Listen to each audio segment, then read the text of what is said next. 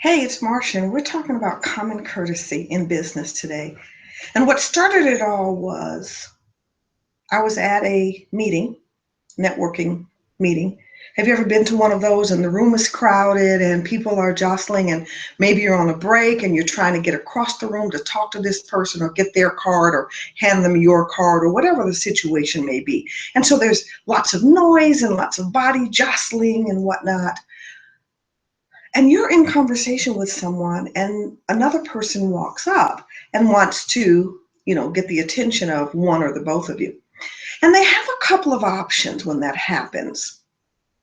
They can either say, "Excuse me, may I interrupt? Do you mind me, taking him or her for just a second?"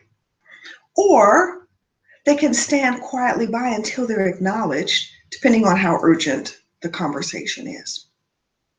Well, that's the situation I found myself in today. I was talking to a guy, actually giving him a referral. And and I work very hard to bring quality referrals and share them because I fancy myself Malcolm Gladwell's The Tipping Point as a connector. I work really hard at that and have for years. So when I give you a referral, it usually means there's a huge chance of you not only getting in to see the person, but landing the business.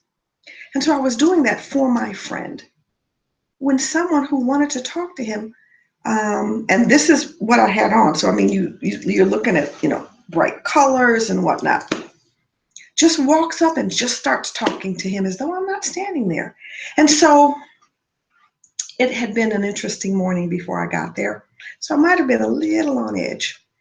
And that happens to us sometimes. I mean, how many times do you wake up, not necessarily on the wrong side of the bed, but there's been a situation that, and we've talked about this a few months ago in another video about how you show up.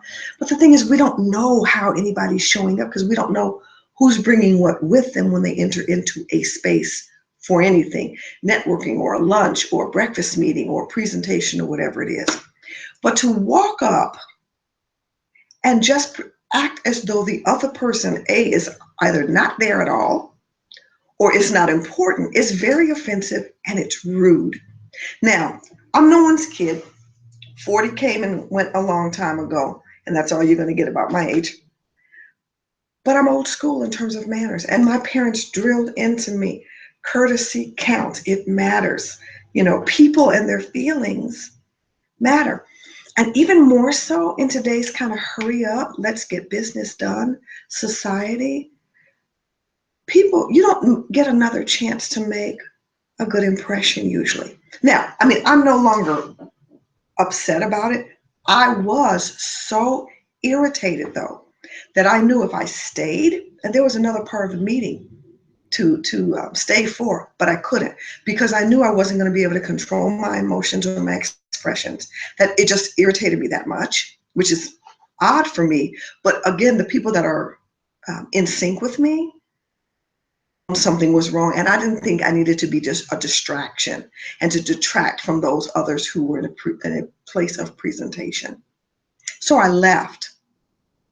And my point is, the person, now every reaction is not going to be that extreme, and I understand that. However, it led me to think about the person that did that because I've heard similar comments, had never experienced it.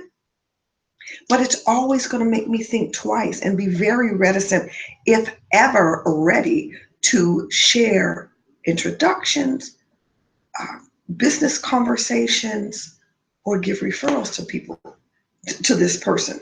And so I'm saying to you, in the business world, don't be known as the rude guy or the rude gal or the one that doesn't think anyone else matters except their agenda, their conversation, whatever they're bringing. People are watching. People that can help you in your business, people that will do business with you in the future. Don't be that guy or that gal. It's just not worth it. So that's our lesson for today. Common courtesy count. Let's make a pact, you and I, to make common courtesy common again. Okay? Thanks. I appreciate it. I'm counting on you. As always, I hope that this has been helpful. I'd love to have a conversation with you about your business, see if I can lend some assistance to you.